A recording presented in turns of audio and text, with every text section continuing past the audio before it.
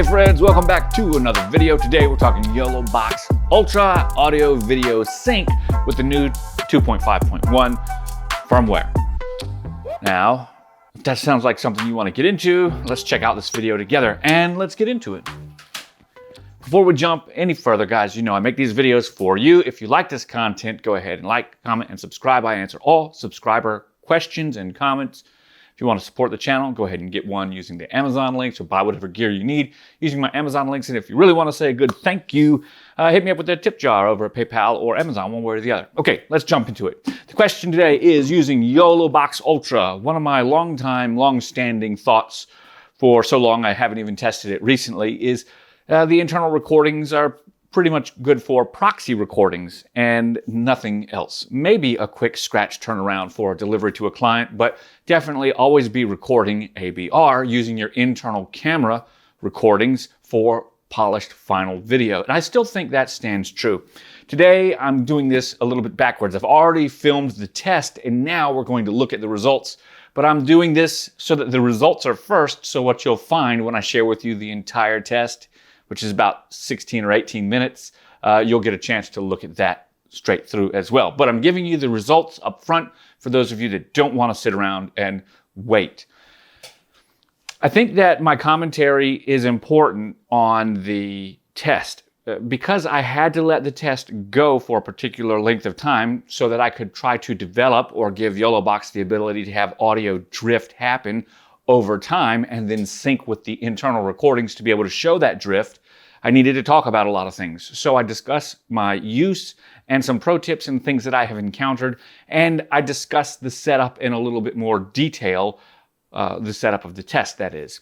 Here, I'm simply going to say that I recorded the audio into a Tascam Model 12 from all of my inputs, sent that audio out of my splitter from the back because I have multiple outputs, to all cameras. I used two camcorders, an A cam and a B cam, and to YoloBox.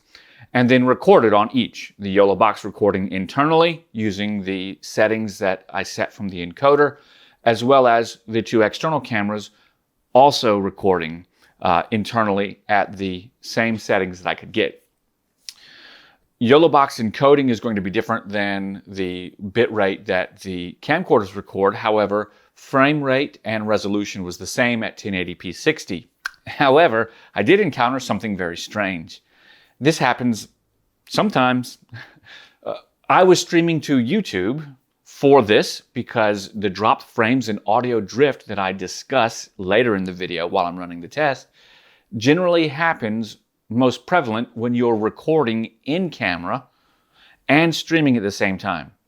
If you were simply using YoloBox's in-camera recording mode, using just the monitor, I generally don't ever have these issues, or at least I have not experienced them.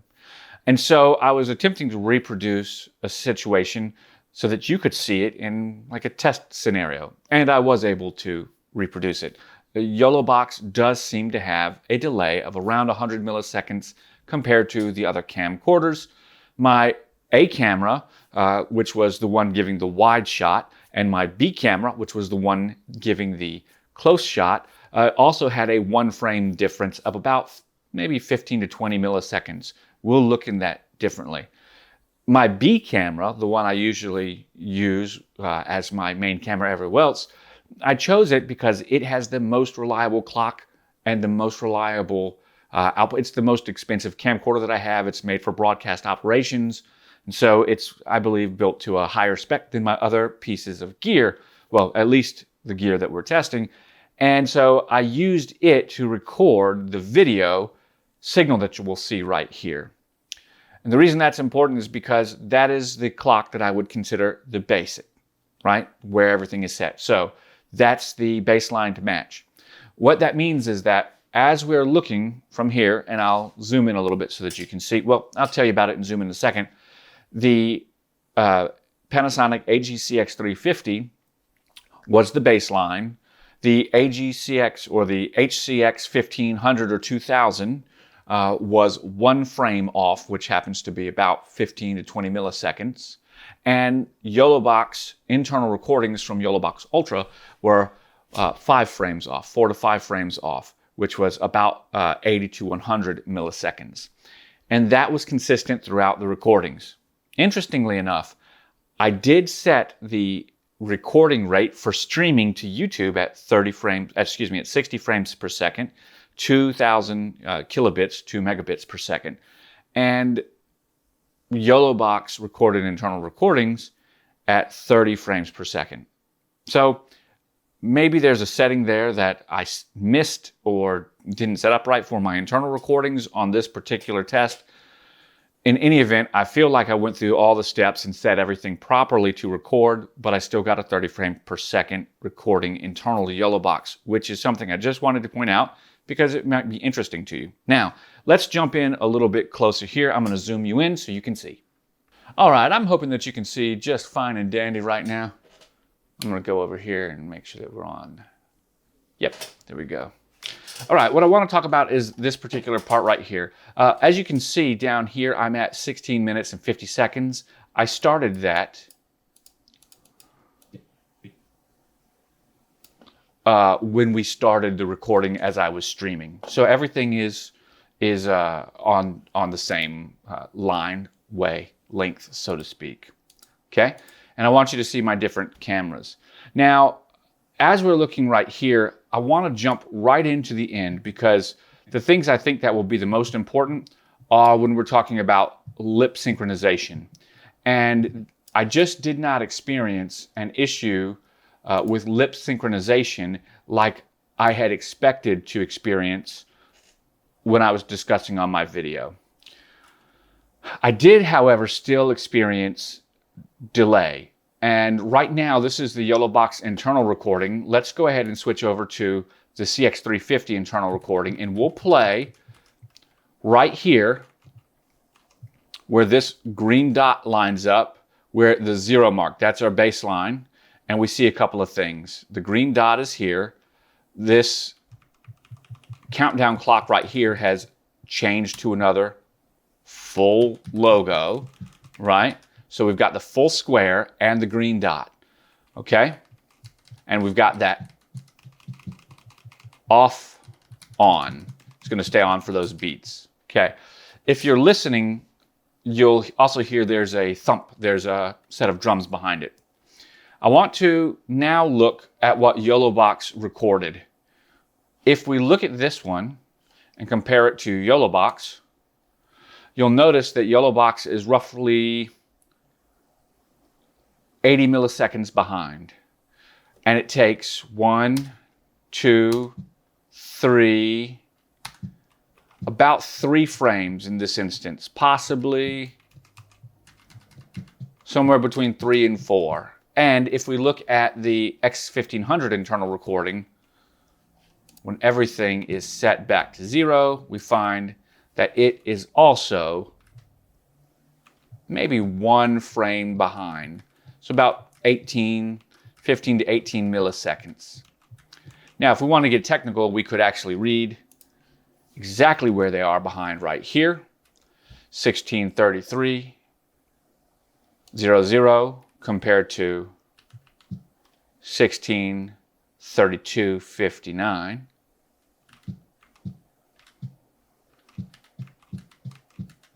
It's just a little bit behind. And even on this one, we're at 16:33:01, it says.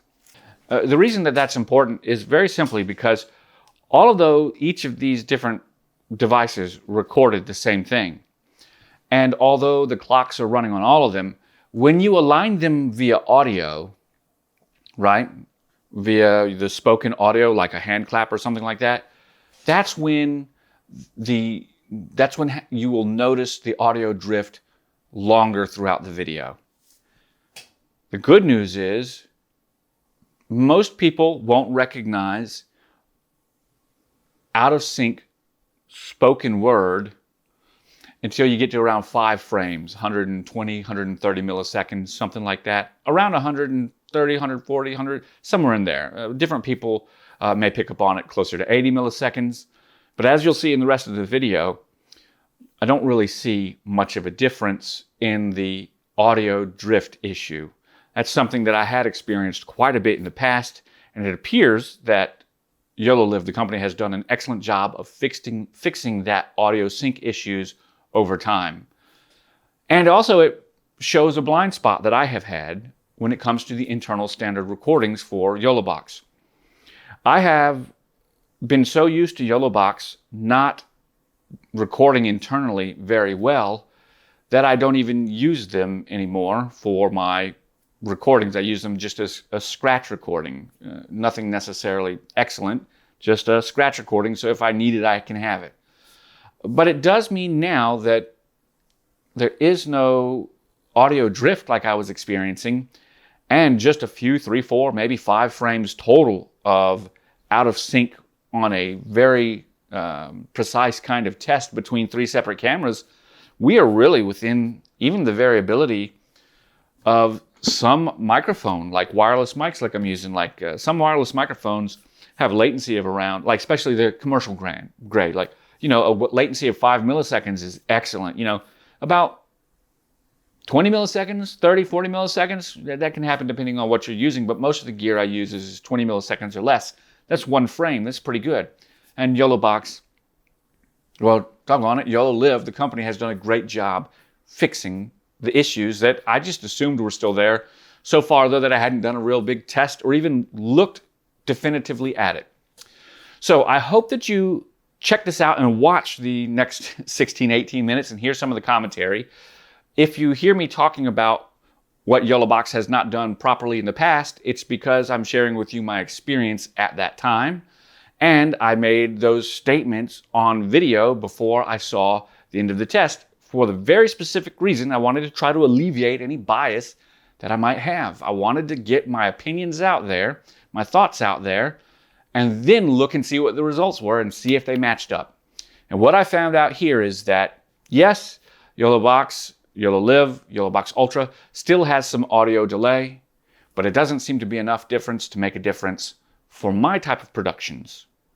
Maybe it does for yours. Guys, let me know what you think down in the comments below. I want to thank you so much for watching and say, hey, invite you to check what's coming up next. Hey friends out there, YouTube land, Rob here. Today I want to talk to you about live stream audio sync with YoloBox Ultra. Today I'm using firmware 2.5.1 for YoloBox Ultra. Lots of stuff to talk about here, but I'm going to go ahead and start this video because this is what we're comparing. We're recording internal to 2 different camcorders. We've got our audio running out through the Model 12 into YoloBox, as well as moving over into the 2 camcorders. We'll talk about that in just a second, and I want to show you what you'll be listening to.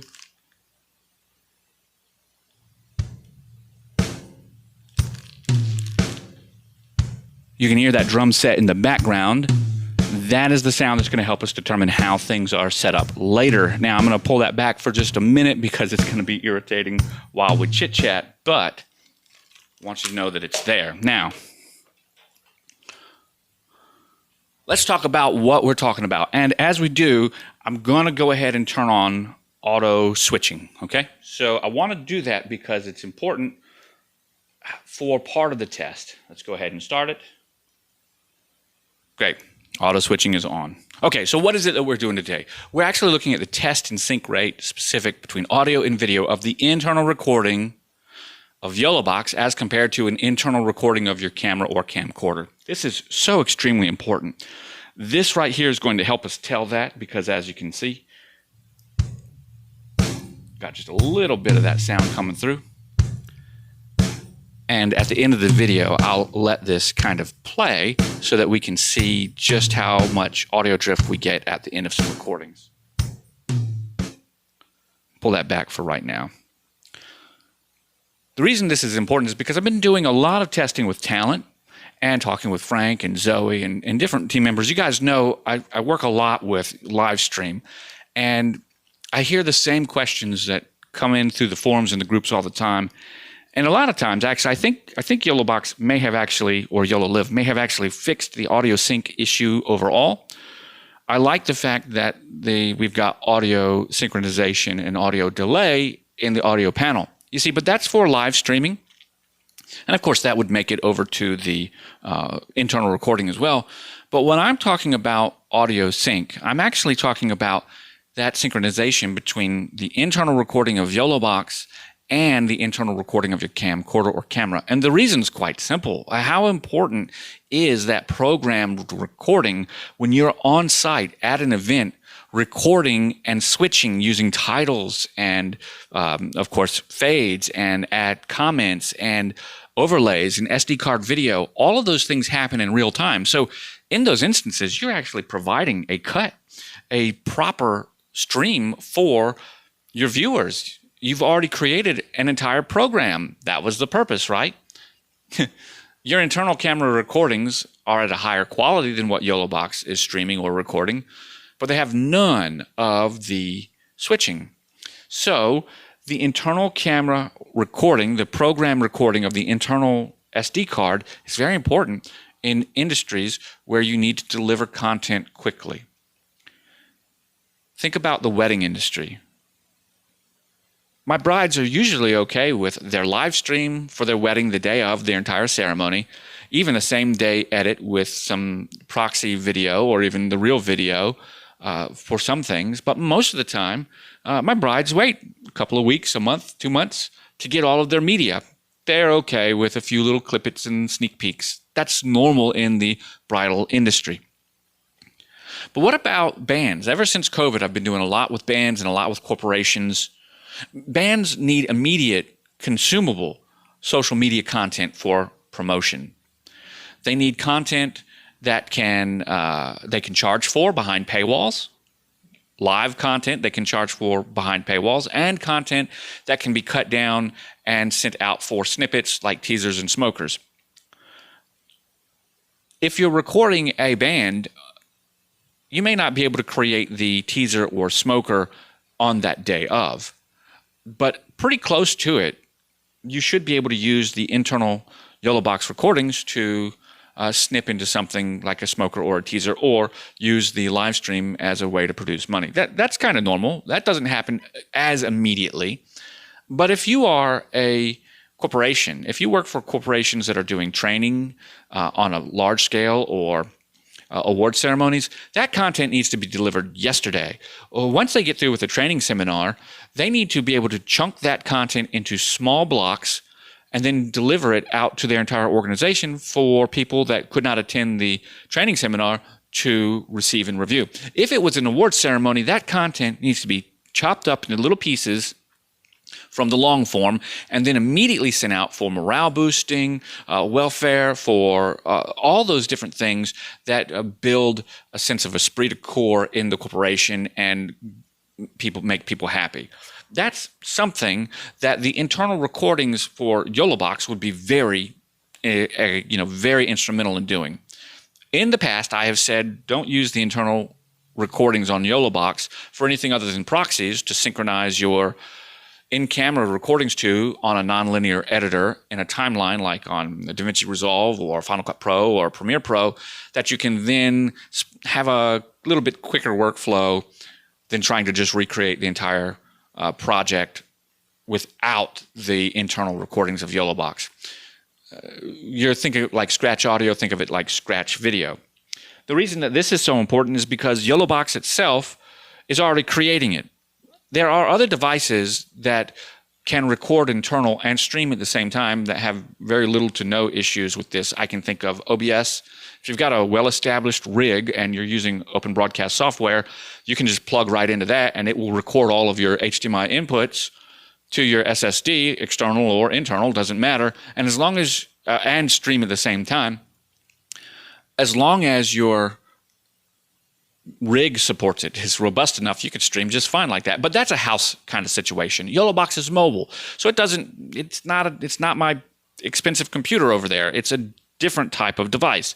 So I don't actually mind the frame rate and the bit rates that YoloBox streams at, but I do know that compared to the Atom X Cast, which works with the Ninja 5, you plug that little sucker in with Ninja 5's a recorder anyways, and it gains the ability to switch between 4 HDMI inputs, which is cool. And it records all of your inputs from your cameras directly on the device, which more importantly, is important to record the program directly on the device at the high resolution with no frames dropped or no audio out of sync compared to the cameras. Now, I'm not comparing this to the streaming video because the streaming video that you're going to get That has no point. There's no point to compare it to that because the encoder apparently is recording, or the recording apparently on YoloBox is exactly what the encoder outputs. So if you've ever been in a situation where you're streaming on YoloBox and you're like, oh yes, I've got 30 frames a second set at whatever bit rate, but you see that your frames drop to 22 or 23 or 25 because your network slows down, well, that gets recorded as the internal recording, and so there's part of your frame rate drop right there that causes audio sync to drift because YoloBox is recording exactly what the encoder is streaming.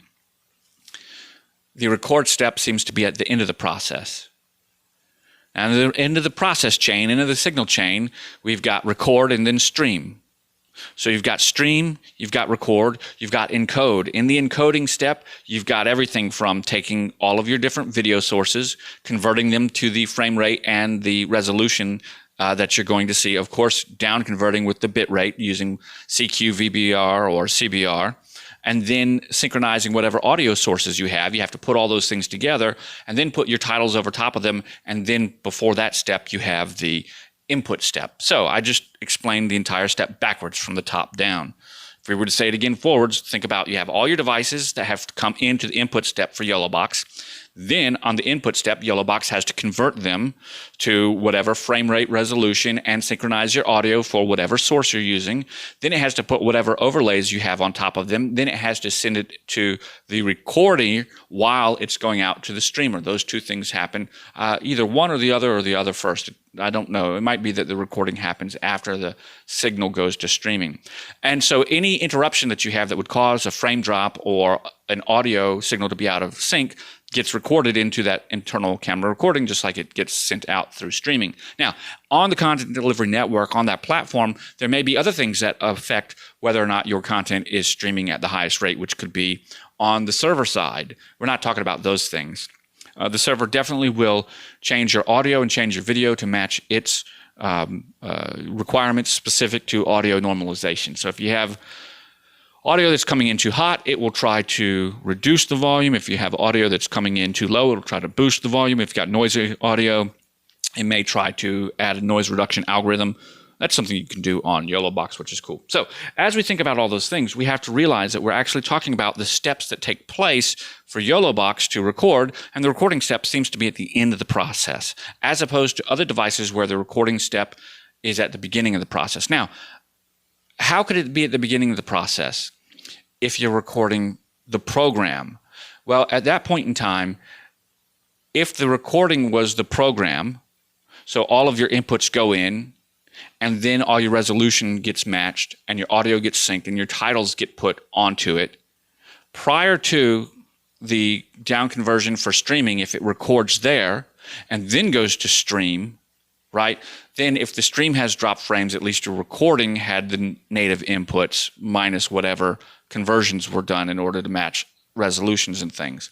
That would be the only way that I could see how YoloBox Ultra would be able to change on the software side, so that, or the firmware side, so that it could get rid of the dropped frame thing,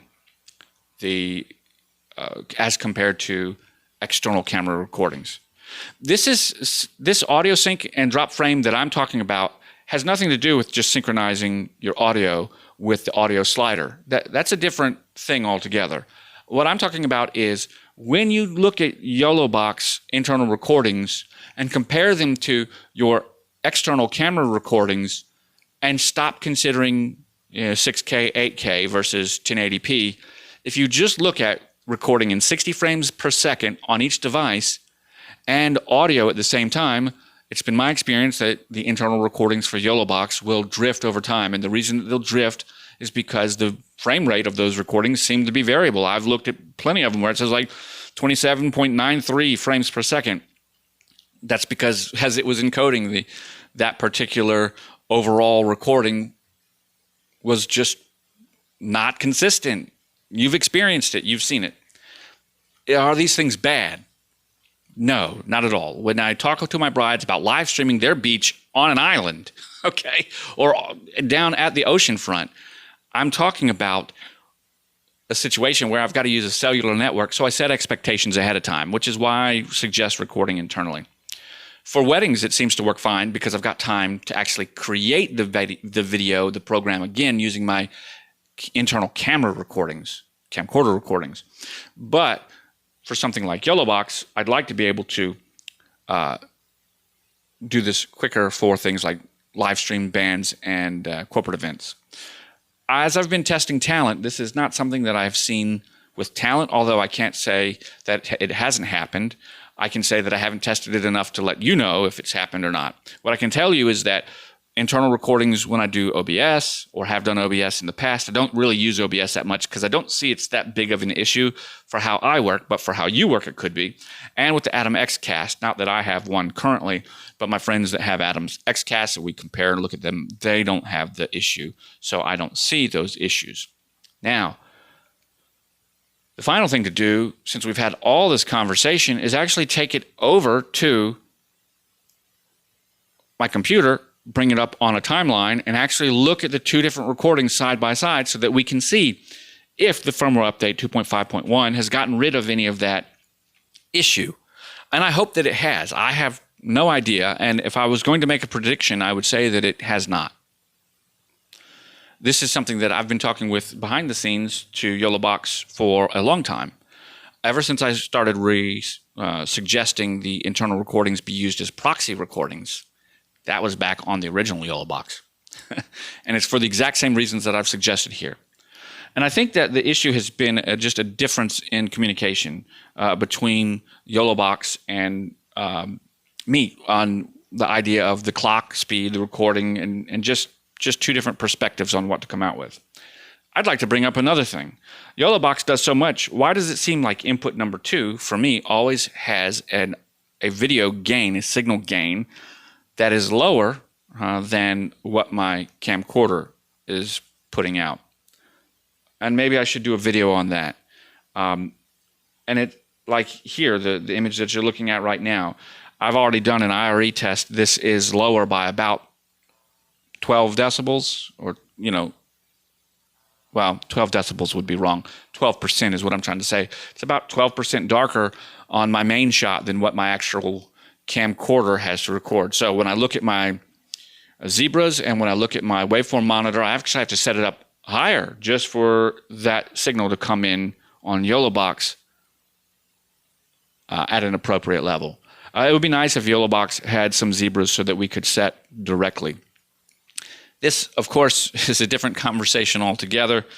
And yeah, let me know if you guys experience that as well. You know your cameras and your camcorders. Does YoloBox darken your image or change your image quite a bit compared to what your camera or camcorder? And I'm not talking white balance or screen. What the screen is showing might be something different. So that's something for us to talk about in the comments or maybe in another video. So I'm going to let this play for a minute. We're going to switch over to it. I'm going to disable this. We're switching over to that, and we're just going to let it play. I'm going to turn up the volume.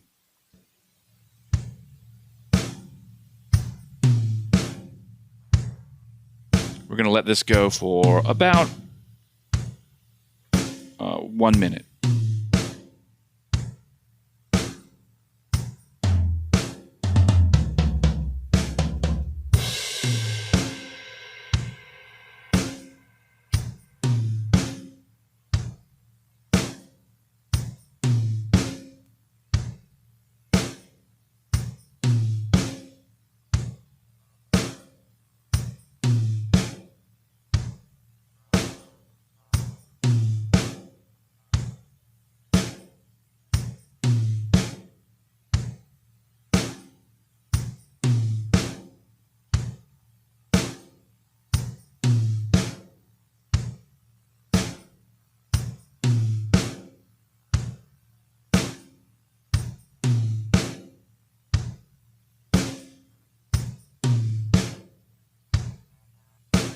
And there you have it, friends. We're coming up on about a minute right now, so I'll pull this back down. It's time to go ahead and switch on over to the computer. See you in a moment.